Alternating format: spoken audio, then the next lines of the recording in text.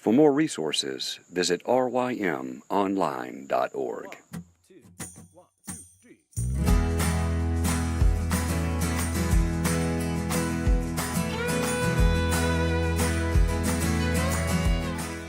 The Local Youth Worker is a daily podcast that's centered on 5 questions each week. Ranging from the practical to the professional, we're looking for answers to the questions you're asking. Whether you're in full-time, part-time, or even volunteer youth ministry, this podcast is for you.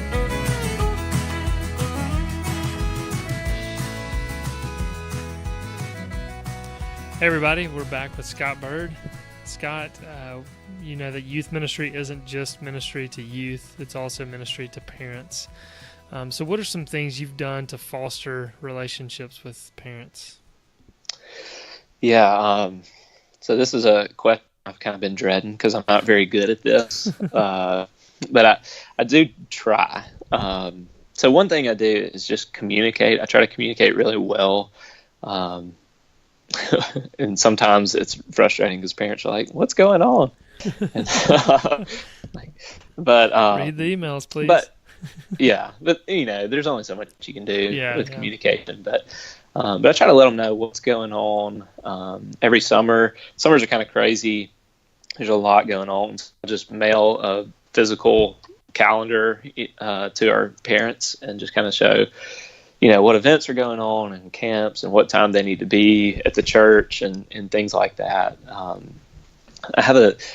I use a text service. It's free. It's one that our schools here in Oxford use, and it's called Remind Text. I think it was Remind 101 for a little while, but anyway, it's a free text service. Wow.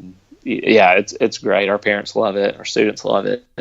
And you can make different groups. You can make a parent group, a student group, and stuff. You can schedule announcements and stuff like that. And so that's kind of the best way that I communicate is through that. And that's kind of more like, you know, in a couple of days we have this going on, and just kind of remind them, or if we need volunteers to sign up for something, I'll send it out through that. But kind of long-term communication is more in my email. I do in my email, it's kind of broken down into what's going on this week, what's coming soon, kind of dates you need to save. And then at the bottom of the email, this is another area that I try to communicate with parents and partner with them in, is at the bottom of our email, I do a informed blurb. It's kind of a youth culture, and that's something you did. I know at Byrd Orchard you would send out youth culture information to them, and so that's something I've kind of adapted. And every week I try to include something from youth culture in the email, and I've had a lot of good feedback from parents. You know, just with things on Instagram or whatever, it kind of gives them opportunity to have conversation with their students about things going on, and so anyway, that's been good. And a question for you about that: Do you use MailChimp for that? And kind of the reason I'm asking, are you able to see how frequently the emails are opened by the parents? Do you know if it's a fairly successful way to do this? So we used to use a service like that, and it was about 50% of parents were opening the emails, and they might have been skimming through and just picking out what they needed to know, but it feels like less than that. Just but there are, I think, the ones that want to know youth culture and want to be really involved in the ministry are going to read it. And the other ones, there's just not much you can do about it. Yeah. And I know Christ Covenant School, which is attached to Byrd Orchard. I think they did some research just on how much, how many people are opening emails, and they found emails are definitely becoming less and less, a good way to communicate. And so they have gone, I think, to a text messaging service. So that's good to hear you say that as well. That seems to be the way to go right now. Yeah, and I think I might actually change from a weekly email to a monthly email.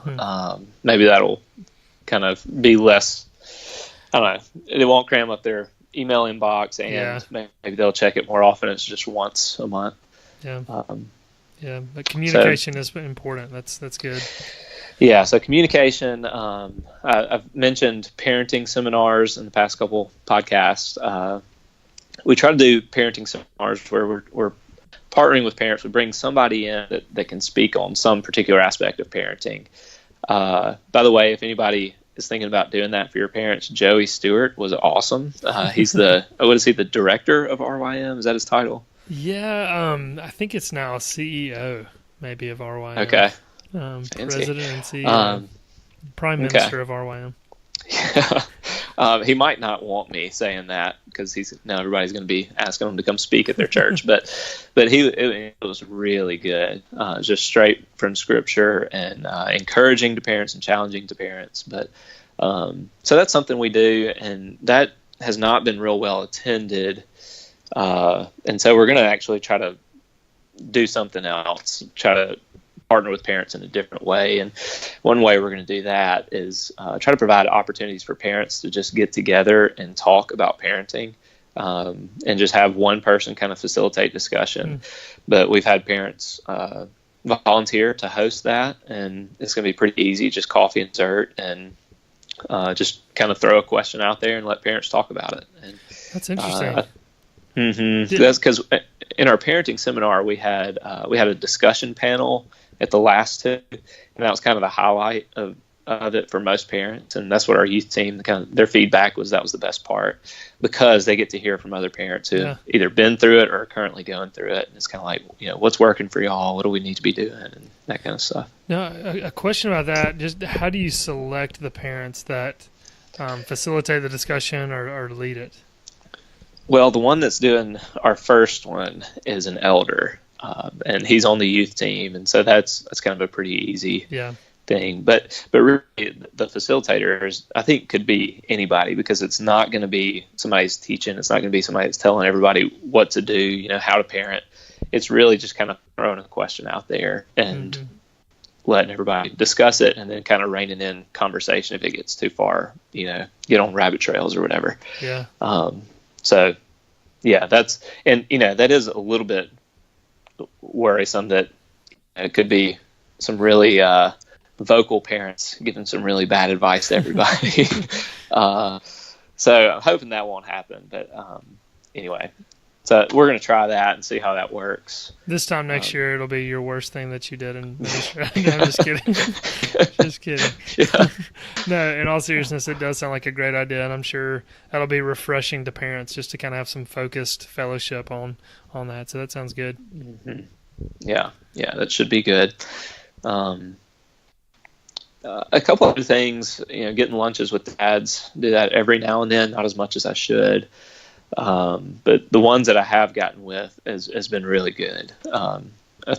It just kind of opens the door for them to get in touch with me. If their kid is going through something or whatever, it's kind of like, okay, we've hung out, we know each other, I trust you. Yeah. I'm going to talk about this with you. So I get lunches with dads every now and then. Every year we do a parent meeting where I kind of just walk through the philosophy of ministry and try to remind them, what we're doing here is important, and this is how we go about it, and we want to partner with you in doing that and making your child a follower of Christ. And so that's, I think, those are, I guess in that meeting, specifically telling them that we're here to partner with them. That's something. I just had a talk with a parent, 30 minutes ago, and that was something I told her, is we want to be partners with you in this,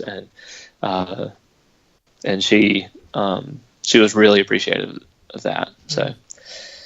Yeah, that's good. I think it is important to remind, just because it becomes something very familiar, and it's something all your kids go to, and just to kind of hear that year after year, this is why we're doing what we're doing, and it's probably things they already know, but it's just good to hear that reminder. So that's good. Mm-hmm. Yeah, and so it's a time for me to kind of always say, all right, look at our mission statement, our youth group's mission statement, and the mission statement of any other activity you're doing.